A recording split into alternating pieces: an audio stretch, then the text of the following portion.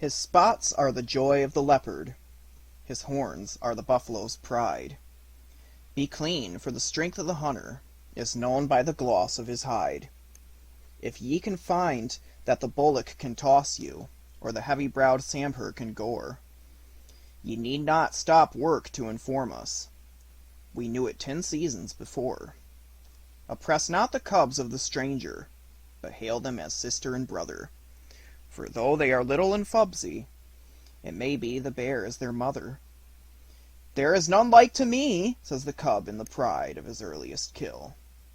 But the jungle is large, and the cub, he is small. Let him think, and be still.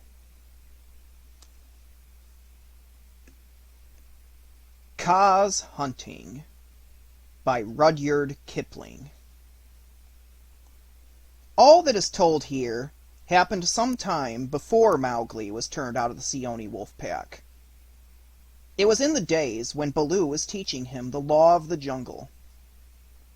The big, serious, old brown bear was delighted to have so quick a pupil, for the young wolves will only learn as much of the law of the jungle as applies to their own pack and tribe, and run away as soon as they can repeat the hunting verse: feet that make no noise, eyes that can see in the dark, ears that can hear the winds in their lairs, and sharp white teeth.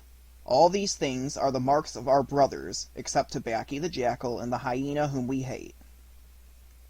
But Mowgli, as a man-cub, had to learn a great deal more than this.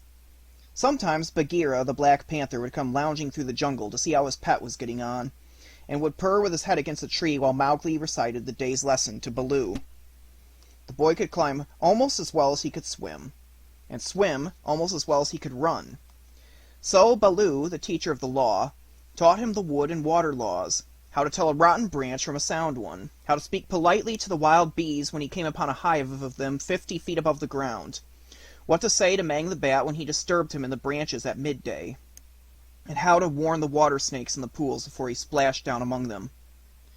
None of the jungle people like being disturbed, and all are very ready to fly at an intruder.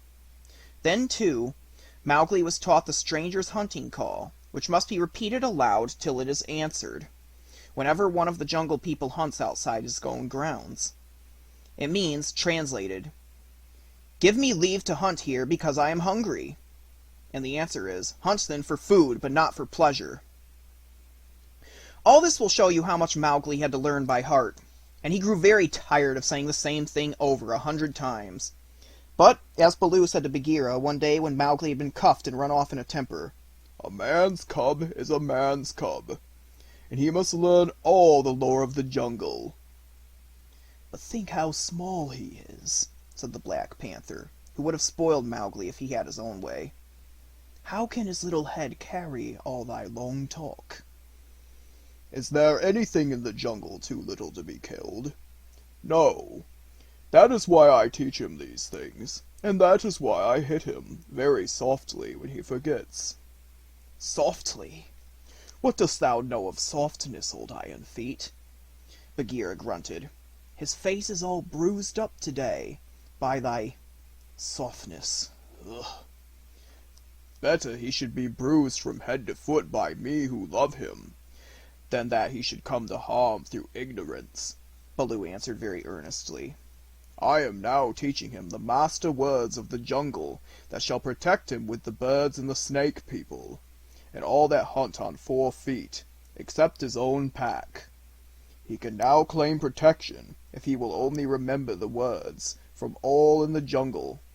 Is that not worth a little beating?" "Well, look to it then that thou dost not kill the man-cub. He is no tree trunk to sharpen thy blunt claws upon. But what are those master words? I am more likely to give help than to ask it." Bagheera stretched out one paw and admired the steel-blue, ripping chisel talons at the end of it. "Still, I should like to know." "I will call Mowgli, and he shall say them, if he will. Come, little brother!"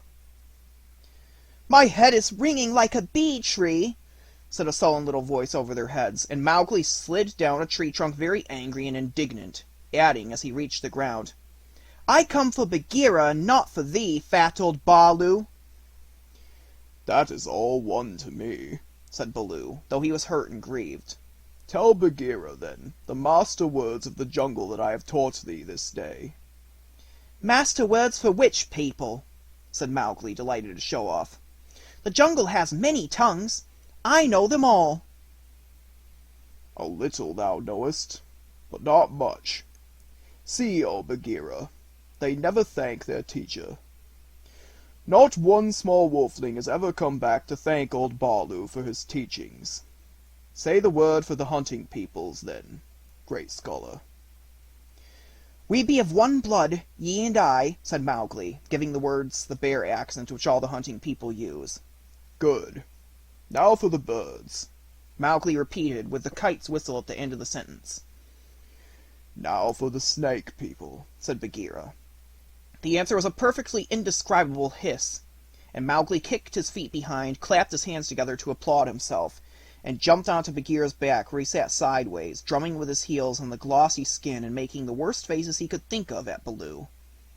"There, there. That was worth a little bruise," said the brown bear tenderly. "Some day thou wilt remember me." Then he turned aside to tell Bagheera how he had begged the master words from Hati the wild elephant, who knows all about these things, and how Hati had taken Mowgli down to a pool to get the snake word from a water snake, because Baloo could not pronounce it, and how Mowgli was now reasonably safe against all accidents in the jungle, because neither snake, bird, nor beast would hurt him. "Not one, then, is to be feared," Baloo wound up, patting his big furry stomach with pride.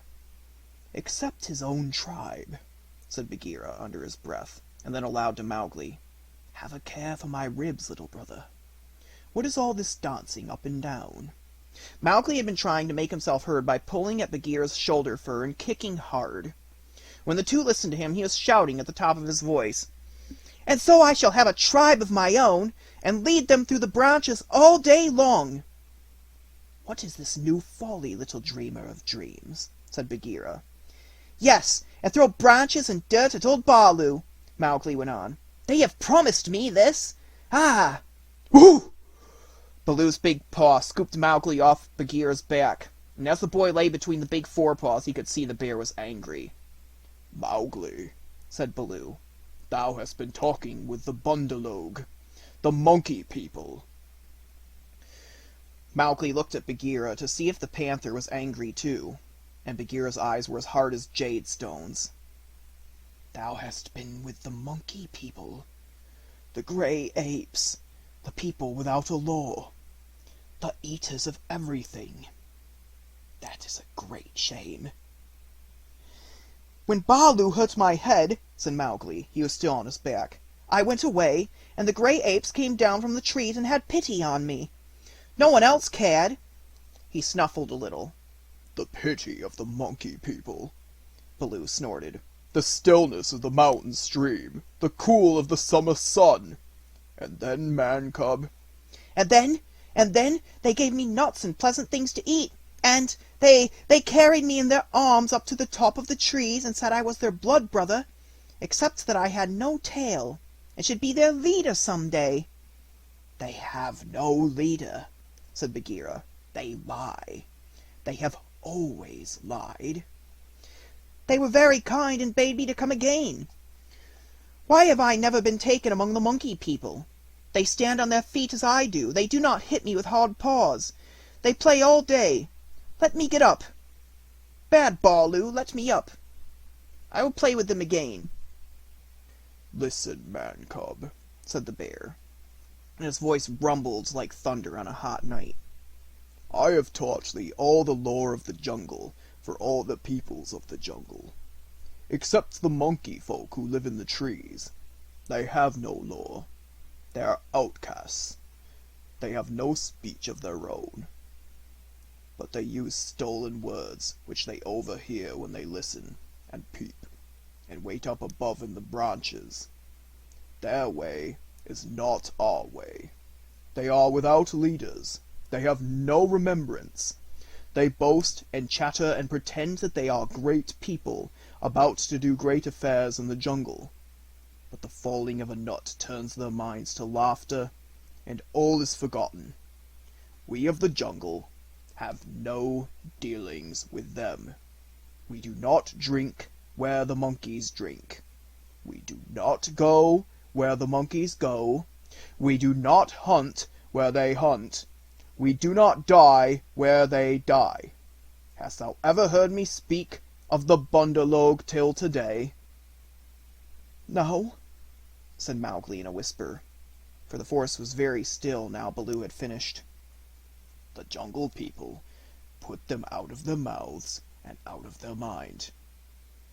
They are very many, evil, dirty, shameless, and they desire, if they have any fixed desire, to be noticed by the jungle people. But we do not notice them, even when they throw nuts and filth on our heads."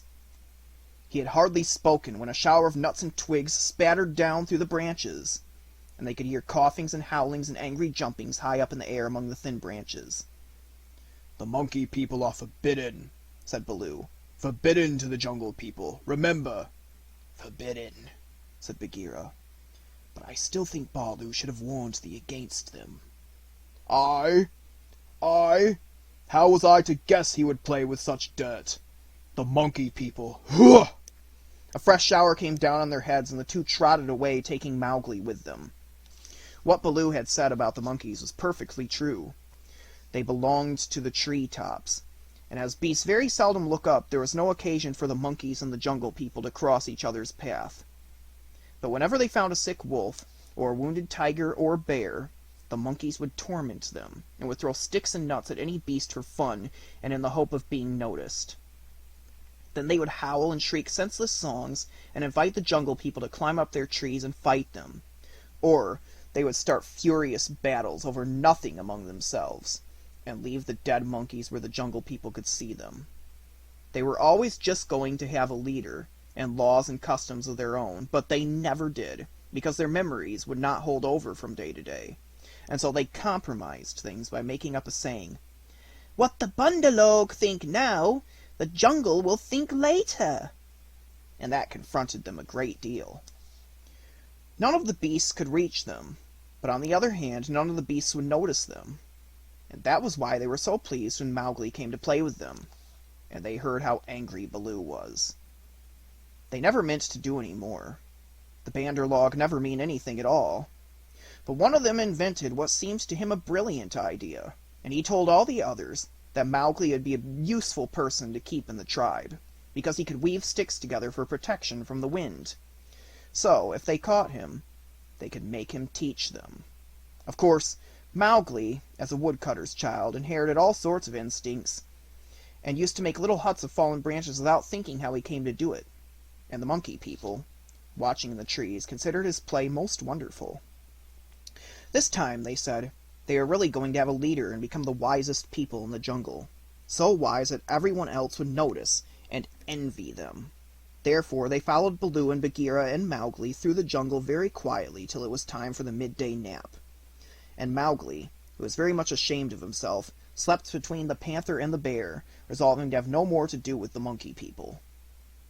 The next thing he remembered was feeling hands on his legs and arms, hard, strong little hands, and then a swash of branches in his face, and then he was staring down through the swaying boughs as Baloo woke the jungle with his deep cries, and Bagheera bounded up the trunk with every tooth bared. The Bandar-log howled with triumph, and scuffled away to the upper branches where Bagheera dared not follow, shouting, "He has noticed us! Bagheera has noticed us! All the jungle people admire us for our skill and our cunning!" Now they began their flight, and the flight of the monkey people through the treeland is one of the things nobody can describe. They have their regular roads and crossroads, up hills and down hills, all laid out from 50 to 70 or 100 feet above ground, and by these they can travel even at night if necessary. Two of the strongest monkeys caught Mowgli under the arms and swung off with him through the tree tops, 20 feet at a bound. Had they been alone, they could have gone twice as fast, but the boy's weight held them back. Sick and giddy as Mowgli was, he could not help enjoying the wild rush, though the glimpses of earth far below frightened him, and the terrible check and jerk at the end of the swing over nothing but empty air brought his heart between his teeth. His escort would rush him up a tree till he felt the thinnest topmost branches crackle and bend under them, and then with a cough and a whoop would fling themselves into the air outwards and downwards, and bring up, hanging by their hands or their feet, to the lower limbs of the next tree. Sometimes he could see for miles and miles across the still green jungle, as a man on the top of a mast can see for miles across the sea. And then the branches and leaves would lash him across the face, and he and his 2 guards would be almost down to earth again. So, bounding and crashing and whooping and yelling, the whole tribe of Banderlog swept along the tree roads with Mowgli their prisoner. For a time he was afraid of being dropped. Then he grew angry, but knew better than to struggle, and then he began to think. The first thing was to send back word to Baloo and Bagheera, for at the pace the monkeys were going he knew his friends would be left far behind. It was useless to look down, for he could only see the top sides of the branches, so he stared upwards and saw, far away in the blue, Cheel the kite balancing and wheeling as he kept watch over the jungle, waiting for things to die. Cheel saw that the monkeys were carrying something, and dropped a few hundred yards to find out whether their load was good to eat. He whistled with surprise when he saw Mowgli being dragged up to a tree top, and heard him give the kite call for, "We be of one blood, thou and I!" The waves of the branches closed over the boy, but Cheel balanced away to the next tree in time to see the little brown face come up again. "Mark my trail!" Mowgli shouted. "Tell Baloo of the Seeonee pack and Bagheera of the Council Rock." "In whose name, brother?" Cheel had never seen Mowgli before, though of course he had heard of him. "Mowgli the Frog. Man cub they call me. Mark my trail." The last words were shrieked as he was being swung through the air, but Cheel nodded and rose up till he looked no bigger than a speck of dust, and there he hung, watching with his telescope eyes the swaying of the tree tops as Mowgli's escort whirled along. "They never go far," he said with a chuckle. "They never do what they set out to do. Always pecking at new things are the Bundalog. This time, if I have any eyesight, they may have pecked down trouble for themselves, for Baloo is no fledgling, and Bagheera can, as I know, kill more than goats." So he rocked on his wings, his feet gathered up under him, and waited. Meantime, Baloo and Bagheera were furious with rage and grief. Bagheera climbed as he had never climbed before, but the thin branches broke beneath his weight, and he slipped down, his claws full of bark. "Why didst thou not warn the man-cub?" he roared to poor Baloo, as he had set off at a clumsy trot in the hope of overtaking the monkeys. "What was the use of half-slaying him with blows if thou didst not warn him?" "Haste! Oh, haste! We may catch them yet!" Baloo panted. "At that speed? It would not tire a wounded cow. Teacher of the law, cub-beater, a mile of that rolling to and fro would burst thee open. Sit still and think. Make a plan. This is no time for chasing. They may drop him if we follow too close. Harula! Ooh! They may have dropped him already, being tired of carrying him. Who can trust the Bundalog? Put dead bats on my head. Give me black bones to eat. Roll me into the hives of the wild bees that I may be stung to death, and bury me with the hyena, for I am the most miserable of bears. Oh, Mowgli! Mowgli, why did I not warn thee against the jungle folk, instead of breaking thy head? Now, perhaps, I may have knocked the day's lesson out of his mind. He will be alone in the jungle without the master words." Baloo clasped his paws over his ears and rolled to and fro, moaning. "At least he gave me all the words correctly a little time ago," said Bagheera impatiently. "Baloo, thou hast neither memory nor respect. What would the jungle think if I, the Black Panther, curled myself up like Sahi the Porcupine, and howled?" "What do I care what the jungle thinks? He may be dead by now." "Unless and until they drop him from the branches in sport, or kill him out of idleness, I have no fear for the man-cub. He is wise and well taught, and above all, he has the eyes that make the jungle people afraid. But, and it is a great evil, he is in the power of the Bundalog, and they, because they live in trees, have no fear of any of our people." Bagheera licked one forepaw thoughtfully. Fool that I am. Oh, fat, brown, root-digging fool that I am, said Baloo, uncoiling himself with a jerk.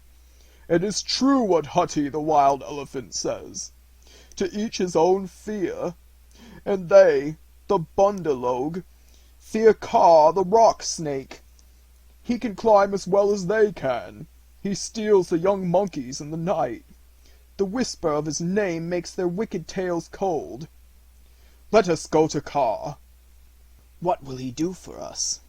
He is not of our tribe, being footless, and with his most evil eyes, said Bagheera. He is very old, and very cunning. Above all, he is always hungry, said Baloo hopefully. Promise him many goats. He sleeps for a full month after he has once eaten. He may be asleep now, and even if he were awake, what if he would rather kill his own goats? Bagheera, who did not know much about Kaa, was naturally suspicious.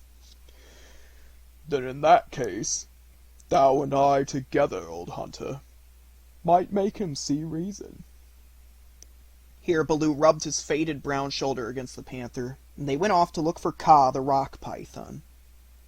They found him stretched out on a warm ledge in the afternoon sun, admiring his beautiful new coat, for he had been in retirement for the last 10 days, changing his skin, and now he was very splendid, darting his big blunt-nosed head along the ground, and twisting the 30 feet of his body into fantastic knots and curves, and licking his lips as he thought of his dinner to come.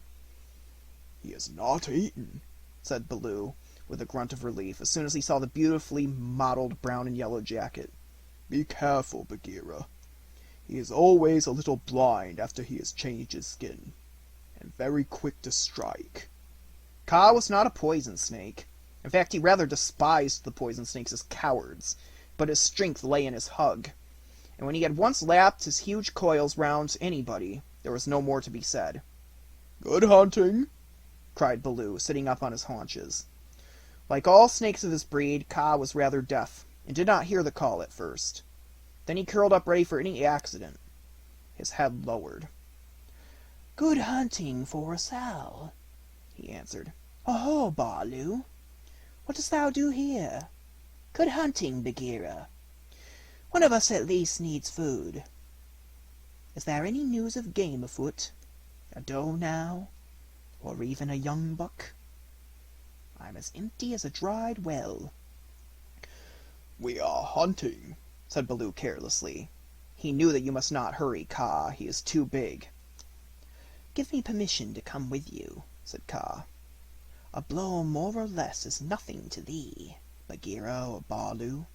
But I have to wait, and wait for days, in a wood path, and climb half a night, on the mere chance of a young ape. Sure, the branches are not what they were when I was young. Rotten twigs and dry boughs are they all." Maybe thy great weight has something to do with the matter, said Baloo. "I'm a fair length, said Kaa with a little pride. "But for all that, it is the fault of this new-grown timber. I came very near to falling on my last hunt, very near indeed, and the noise of my slipping, for my tail was not wrapped tight round the tree, waked the Bundalogue, and they called me most evil names." "Footless yellow earthworm," said Bagheera under his whiskers, as though he were trying to remember something. "Sssss! Have they ever called me that?" said Kaa. "Something of that kind. And it was that they shouted to us last moon. But we never noticed them. They will say anything, even that thou hast lost all thy teeth, and wilt not face anything bigger than a kid, because they are indeed shameless, these Bundalogue. Because thou art afraid of the he-goat's horns," Bagheera went on sweetly. Now a snake, especially a wary old python like Kaa, very seldom shows that he is angry, but Baloo and Bagheera could see the big swallowing muscles on either side of Kaa's throat ripple and bulge. "The Bundalogue have shifted their grounds," he said quietly. "When I came up into the sun today, I heard them whooping among the tree-tops. It is the Bundalogue that we follow now, said Baloo, but the words stuck in his throat, for that was the first time in his memory that one of the jungle people owned to being interested in the doings of the monkeys.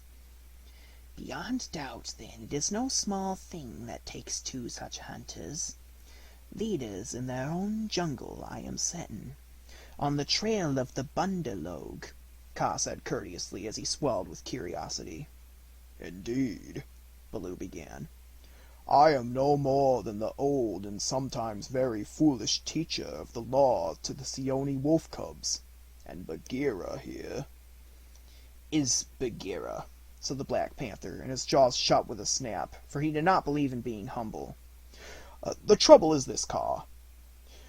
Those nut stealers and pickers of palm leaves have stolen away our man-cub, of whom thou hast perhaps heard. I heard some news from Sahi. His quills make him presumptuous. Of a man-thing that was entered into the wolf-pack. But I did not believe. Sahi is full of stories, half heard and very badly told. But it is true. He is such a man-cub as never was, said Baloo, the best and wisest and boldest of man-cubs. My own pupil, who shall make the name of Baloo famous through all the jungles. And besides, we love him, Kaa. Said Kaa, waving his head from to and fro. I have also known what love is. There are tales I could tell that need a clear night when we are all well fed to praise properly, said Bagheera quickly. Our man-cub is in the hands of the Bundalogue right now, and we know that of all the jungle people, they fear Kaa alone. They fear me alone. They have good reason, said Kaa. Chattering, foolish, vain. Vain, foolish, and chattering are monkeys. But a man-thing in their hands is in no good luck. They grow tired of the nuts they pick, and throw them down. They carry a branch half a day, meaning to do great things with it, and then they snap it in two. That man-thing is not to be envied. They called me also a yellow fish, was it not? A worm, earthworm, said Bagheera, as well as other things which I cannot say now for shame. We must remind them to speak well of them, master. We must help their wandering memories. Now, whither went they with this cub? The jungle alone knows. Towards the sunset, I believe, said Baloo. We had thought that thou wouldst know, Kaa. I? How? I take them when they come in my way, but I do not hunt the Bundalogue, or frogs, or green scum on the water-hole for that matter. Up! Up! Up! Up! Hello!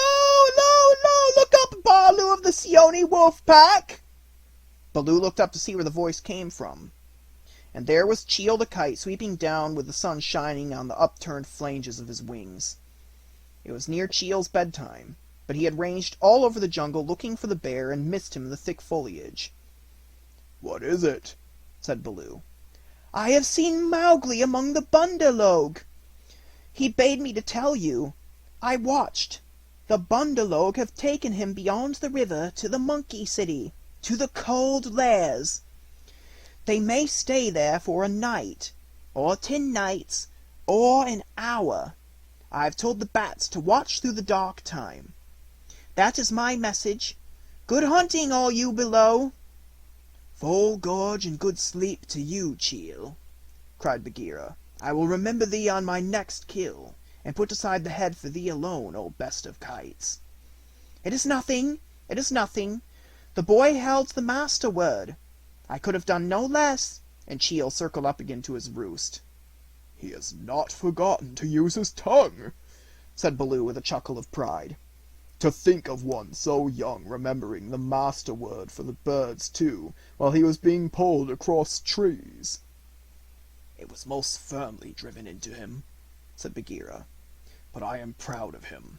And now we must go to the Cold Lairs." They all knew where that place was, but few of the jungle people ever went there, because what they called the Cold Lairs was an old deserted city, lost and buried in the jungle. And beasts seldom use a place that men have once used. The wild boar will, but the hunting tribes do not.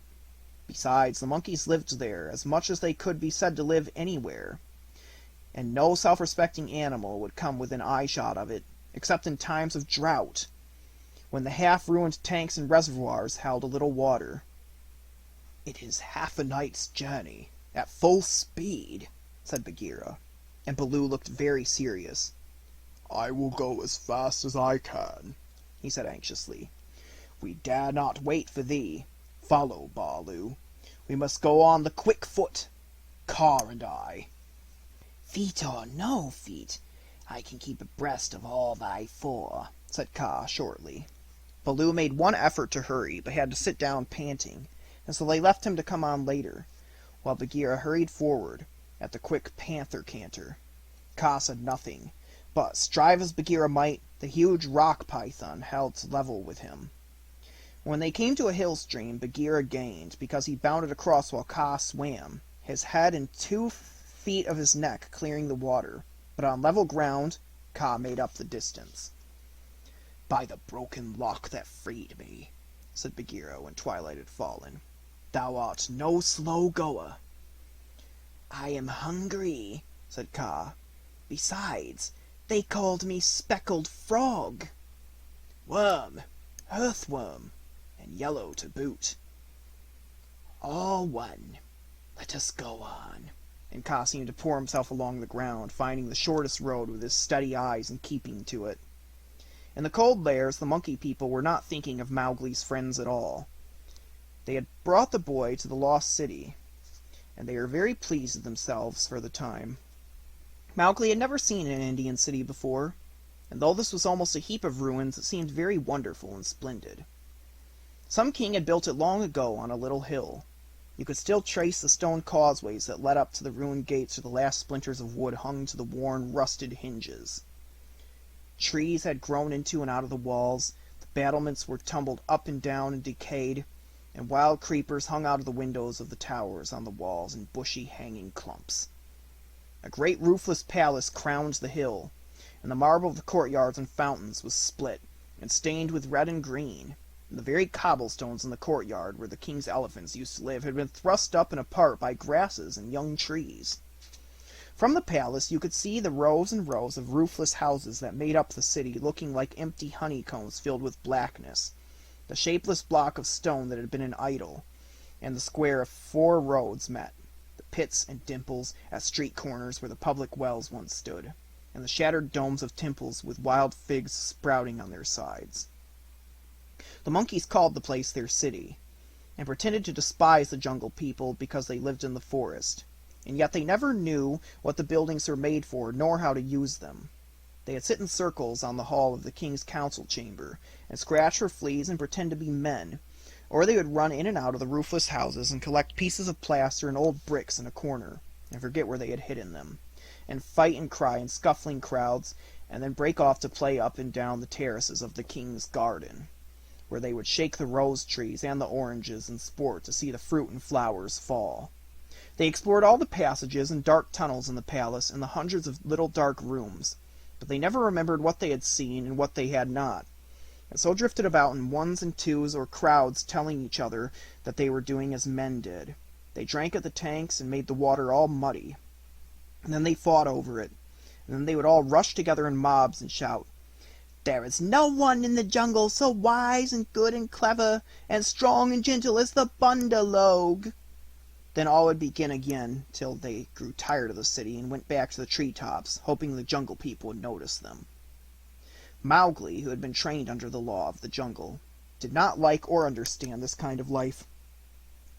The monkeys dragged him into the Cold Lairs late in the afternoon, and instead of going to sleep, as Mowgli would have done after his long journey, They joined hands and danced about and sang their foolish songs.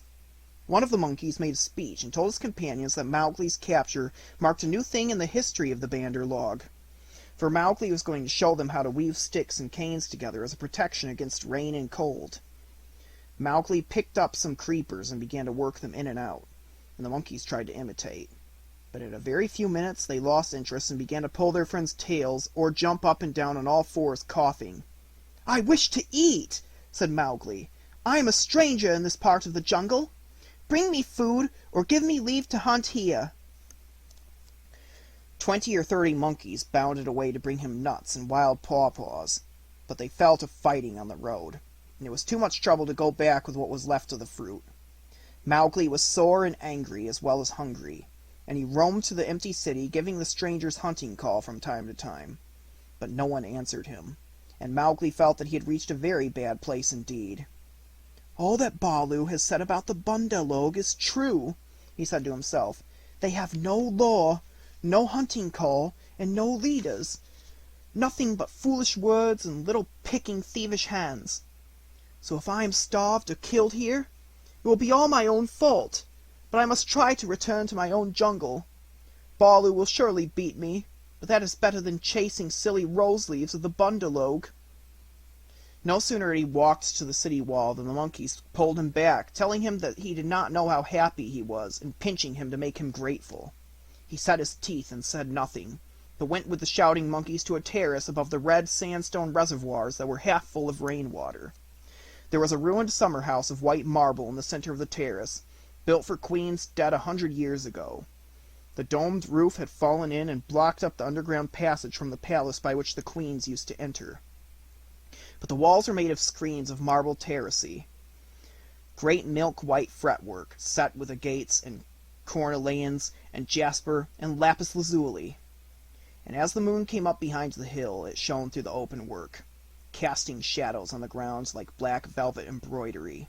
Sore, sleepy, and hungry as he was, Mowgli could not help laughing when the Bandar log began, 20 at a time, to tell him how great and wise and strong and gentle they were, and how foolish he was to wish to leave them.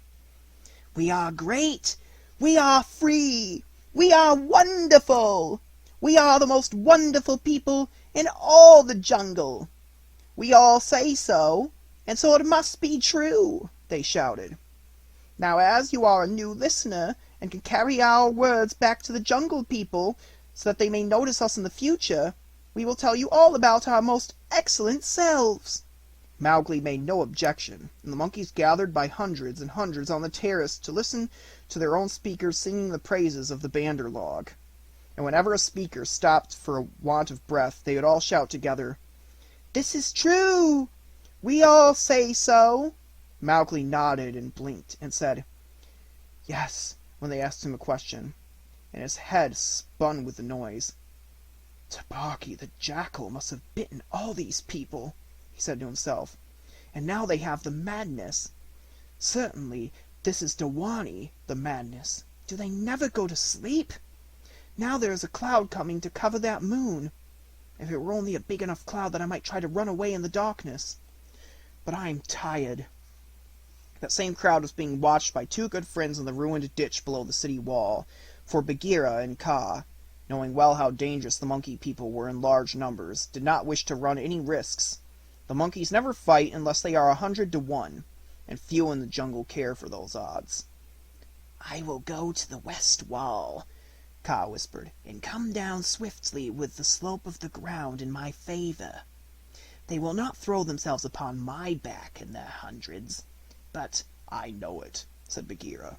"Would that Baloo were here. But we must do what we can. When that cloud covers the moon, I shall go down to the terrace. They hold some sort of council there over the boy."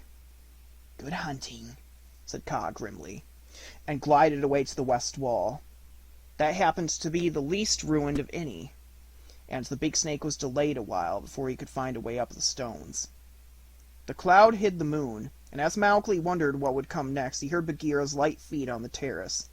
The Black Panther had raced up the slope almost without a sound, and was striking. He knew better than to waste time in biting, right and left among the monkeys, who were seated round Mowgli in circles 50 and 60 deep.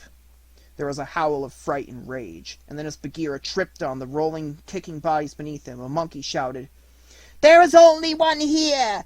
Kill him! Kill!" A scuffling mass of monkeys, biting, scratching, tearing, and pulling, closed over Bagheera, while 5 or 6 laid hold of Mowgli, dragged him up the wall of the summer house, and pushed him through the hole of the broken dome. A man-trained boy would have been badly bruised, for the fall was a good 15 feet, but Mowgli fell as Baloo had taught him to fall, and landed on his feet. "Stay there," shouted the monkeys, "till we have killed thy friends, and later we will play with thee, if the poison people leave thee alive." "We be of one blood, ye and I," said Mowgli, quickly giving the snake's call. He could hear rustling and hissing in the rubbish all round him, and gave the call a second time to make sure. "Even so, Downhood Zal," said half a dozen low voices. Every ruin in India becomes sooner or later a dwelling place of snakes, and the old summer house was alive with cobras. "Stand still, little brother, for thy feet may do us harm." Mowgli stood quietly as he could, peering through the open work and listening to the furious din of the fight round the Black Panther. The yells and chatterings and scufflings, and Bagheera's deep, hoarse cough as he backed and bucked and twisted under the heaps of his enemies. For the first time since he was born, Bagheera was fighting for his life. "Baloo must be at hand. Bagheera would not have come alone," Mowgli thought, and then he called aloud, "To the tank, Bagheera! Roll to the water tanks! Roll and plunge! Get to the water!" Bagheera heard, and the cry that told him Mowgli was safe gave him new courage. He worked his way desperately, inch by inch, straight for the reservoirs, hitting in silence. Then from the ruined wall nearest the jungle rose up the rumbling war shout of Baloo. The old bear had done his best, but he could not come before. "Bagheera!" he shouted. "I am here! I climb!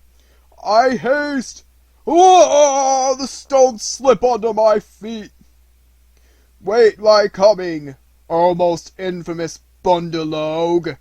He panted up the terrace, only to disappear to the head in a wave of monkeys, but he threw himself squarely on his haunches, and spreading out his forepaws, hugged as many as he could hold, and then began to hit with a regular bat, bat, bat, like the flipping strokes of a paddle wheel. A crash and a splash told Mowgli that Bagheera had fought his way to the tank where the monkeys could not follow. The panther lay gasping for breath, his head just out of water, while the monkeys stood 3 feet deep on the red steps, dancing up and down with rage, ready to spring upon him from all sides if he came out to help Baloo. It was then that Bagheera lifted up his dripping chin, and in despair gave the snake's call for protection. "We be of one blood, ye and I," for he believed that Kaa had turned tail at the last minute.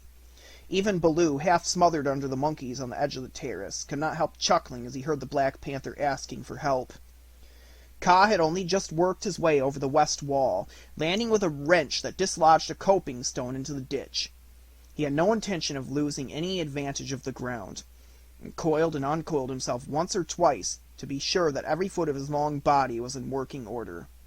All that while the fight with Baloo went on, and the monkeys yelled in the tank round Bagheera, and Mang the Bat, flying to and fro, carried the news of the great battle over the jungle, till even Hati the wild elephant trumpeted. And far away, scattered bands of the monkey folk woke and came leaping along the tree roads to help their comrades in the cold lairs. And the noise of the fight roused all the daybirds for miles round. Then Kaa came straight, quickly, and anxious to kill. The fighting strength of a python is in the driving blow of his head, backed by all the strength and weight of his body. If you can imagine a lance, or a battering ram, or a hammer weighing nearly half a ton, driven by a cool, quiet mind living in the handle of it, you can roughly imagine what Kaa was like when he fought. A python, 4 or 5 feet long, can knock a man down if he hits him fairly in the chest, and Kaa was 30 feet long, as you know. His first stroke was delivered into the heart of the crowd round Baloo, was sent home with shut mouth and silence, and there was no need of a second. The monkeys scattered with cries of, "Kaa! It is Kaa! Run! Run!" Generations of monkeys had been scared into good behavior by the stories their elders told them of Kaa, the night thief, who could slip along the branches as quietly as moss grows, and steal away the strongest monkey that ever lived, of old Kaa, who who could make himself look like a dead branch or a rotten stump that the wisest were deceived, till the branch caught them. Kaa was everything that the monkeys feared in the jungle, for none of them knew the limits of his power, none of them could look him in the face, and none had ever come alive out of his hug. And so they ran, stammering with terror, to the walls, the roofs of the houses. And Baloo drew a deep breath of relief. His fur was much thicker than Bagheera's, but he had suffered sorely in the fight. Then Kaa opened his mouth for the first time and spoke one long hissing word, and the far-away monkeys, hurrying to the defense of the cold lairs, stayed where they were, cowering, till the loaded branches bent and crackled under them. The monkeys on the walls and the empty houses stopped their cries, and in the stillness that fell upon the city, Mowgli heard Bagheera shaking his wet sides as he came up from the tank. Then the clamor broke out again. The monkeys leaped higher up the walls. They clung round to the necks of the big stone idols and shrieked as they skipped along the battlements, while Mowgli, dancing in the summer house, put his eye to the screen work and hooted owl fashion between his front teeth to show his derision and contempt. "Get the man cub out of that trap. I can do no more," Bagheera gasped. "Let us take the man cub and go. They may attack again." "They will not move till I order them." "Stay, you so!" Kaa hissed, and the city was silent once more. "I could not come before, brother, but I think I heard thee call." This was to Bagheera. I may have cried out in the battle," Bagheera answered. "Baloo, art thou hurt?" "I am not sure that they did not pull me into 100 little bearlings," said Baloo, gravely shaking one leg after the other. "Wow, I am sore. Kaa, we owe thee, I think, our lives, Bagheera and I." "No matter. Where is the manling?" "Here, in a trap. I cannot climb out," cried Mowgli. The curve of the broken dome was above his head. "Take him away! He dances like More the Peacock. He will crush our young," said the cobras inside. "Ha!" said Kaa with a chuckle. "He has friends everywhere, this manling. Stand back, manling, and hide you, O poison people. I break down the wall." Kaa looked carefully till he found a discolored crack in the marble tracery showing a weak spot, made 2 or 3 light taps with his head to get the distance, and then lifting up 6 feet of his body clear of the ground, sent home 6 full-power smashing blows, nose first. The screen-work broke and fell away in a cloud of dust and rubbish, and Mowgli leaped through the opening and flung himself between Baloo and Bagheera, an arm round each neck. "Art thou hurt?" said Baloo, hugging him softly. "I am sore, hungry, and not a little bruised. But oh, they have handled ye grievously, my brothers. Ye bleed." "Others also," said Bagheera, licking his lips and looking at the monkey dead on the terrace and round the tank. "It is nothing. It is nothing if thou art safe. Oh, my pride of all little frogs," whimpered Baloo. "Of that we shall judge later," said Bagheera, in a dry voice that Mowgli did not at all like. "But here is Kaa, to whom we owe the battle, and thou owest thy life. Thank him according to our customs, Mowgli." Mowgli turned and saw the great python's head swaying a foot above his own. "So this is the manling," said Kaa. "Very soft is his skin, and it is not unlike the bundalog. Have a care, manling, that I do not mistake thee for a monkey some twilight, when I have newly changed my coat." "We be of one blood, thou and I," Mowgli answered. "I take my life from thee tonight. My kill shall be thy kill if ever thou art hungry, O Kaa." "All thanks, little brother," said Kaa, though his eyes twinkled. "And what may so bold a hunter kill? I ask that I may follow when next he goes abroad." "I kill nothing. I am too little. But I drive goats towards such as I can use them. When thou art empty, come to me and see if I speak the truth. I have some skill in these," he held out his hands, "and if I ever set thou a trap, I may pay the debt which I owe to thee, to Bagheera, and to Baloo here. Good hunting to ye all, my masters." "Well said," growled Baloo, for Mowgli had returned thanks very prettily. The python dropped his head lightly for a minute on Mowgli's shoulder. "A brave heart and courteous tongue," said he. "They shall carry thee far through the jungle, manling. But now go hence quickly with thy friends. Go and sleep, for the moon sets, and what follows it is not well that thou shouldst see." The moon was sinking behind the hills, and the lines of trembling monkeys huddled together on the walls and battlements looked ragged, shaky fringes of things. Baloo went down to the tank for a drink, and Bagheera began to put his fur in order, as Kaa glided out to the center of the terrace, and brought his jaws together with a ringing snap that drew all the monkeys' eyes upon him. "The moon sets," he said. "Is there yet light enough to see?" From the walls came a moan like the wind in the treetops. "We see, O Kaa." "Good. Begins now the dance of the hunger of Kaa. Sit still and watch." He turned twice or thrice in a big circle, weaving his head from left to right. Then he began making loops and figures of 8 with his body, and soft, oozy triangles that melted into squares and 5-sided figures, and coiled mounds, never resting, never hurrying, and never stopping his low humming song. It grew darker and darker, till at last the dragging, shifting coils disappeared, but they could hear the rustle of the scales. Baloo and Bagheera stood still as stone, growling in their throats, their neck hair bristling, and Mowgli watched and wondered. "Bunderlog," said the voice of Kaa at last, "can ye stir foot or hand without my order? Speak!" "Without thy order we cannot stir hand or foot, O Kaa." "Good. Come all one pace nearer to me." The lines of the monkeys swayed forward helplessly, and Baloo and Bagheera took one stiff step forward with them. "Nearer!" hissed Kaa, and they all moved again. Mowgli laid his hands on Baloo and Bagheera to get them away, and the two great beasts started as though they had been waked from a dream. "Keep thy hand on my shoulder," Bagheera whispered.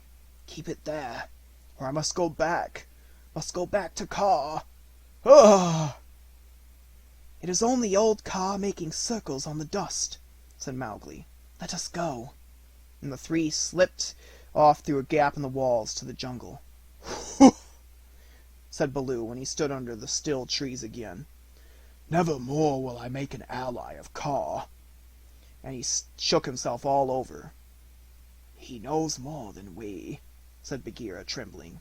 "In a little time, had I stayed, I should have walked down his throat." "Many will walk by that road before the moon rises again," said Baloo. "We will have good hunting, after his own fashion." "But what was the meaning of it all?" said Mowgli, who did not know anything of a python's powers of fascination. "I saw no more than a big snake making foolish circles till the dark came, and his nose was all sore. Ho! Ho!" "Mowgli," said Bagheera angrily, "his nose was sore on thy account, as my ears and sides and paws, and Baloo's neck and shoulders are bitten on thy account. Neither Baloo nor Bagheera will be able to hunt with pleasure for many days." "It is nothing," said Baloo. "We have the man-cub again." "True, but he has cost us heavily in time, which might have been spent in good hunting, in wounds, in hair. I am half plucked along my back, and last of all, in honor. For remember, Mowgli, I, who am the Black Panther, was forced to call upon Kaa for protection, and Baloo and I were both made stupid as little birds by the hunger dance. All this, man-cub, came of thy playing with the Bunderlog." "True, it is true," said Mowgli sorrowfully. "And I am an evil man-cub, and my stomach is sad in me." What says the law of the jungle, Baloo? Baloo did not wish to bring Mowgli into any more trouble, but he could not tamper with the law, so he mumbled, Sorrow never stays punishment. But remember, Bagheera, he is very little. I will remember, but he has done mischief, and blows must be dealt now. Mowgli, hast thou anything to say? Nothing. I did wrong. Baloo and thou are wounded. It is just. Bagheera gave him half a dozen love taps from a panther's point of view. They would have hardly waked one of his own cubs, but for a 7-year-old boy they amounted to as severe beating as you could wish to avoid. When it was all over, Mowgli sneezed and picked himself up without a word. Now, said Bagheera, jump on my back, little brother, and we will go home.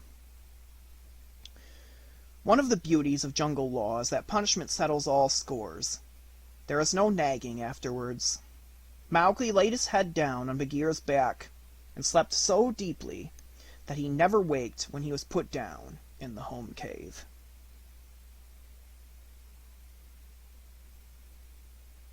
Road Song of the Banderlog. Here we go in a flung festoon, halfway up to the jealous moon. Don't you envy our pranceful bands? Don't you wish you had extra hands? Wouldn't you like if your tails were so curved in the shape of a Cupid's bow? Now you're angry, but never mind, brother, thy tail hangs down behind. Here we sit in a branchy row, thinking of beautiful things we know, dreaming of deeds that we mean to do, all complete in a minute or two. Something noble and wise and good, done by merely wishing we could. We've forgotten, but never mind, brother, thy tail hangs down behind. All the talk that we've ever heard, uttered by bat or beast or bird, hide or fin or scale or feather, jabber it quickly and all together. Excellent, wonderful, once again. Now we are talking just like men. Let's pretend we are, never mind, brother, thy tail hangs down behind. That is the way of the monkey kind. Then join in our leaping lines. Let's come fish through the pines that rocket by where light and high the wild grape swings by the rubbish in our wake and the noble noise we make. Be sure, we going to do some splendid things.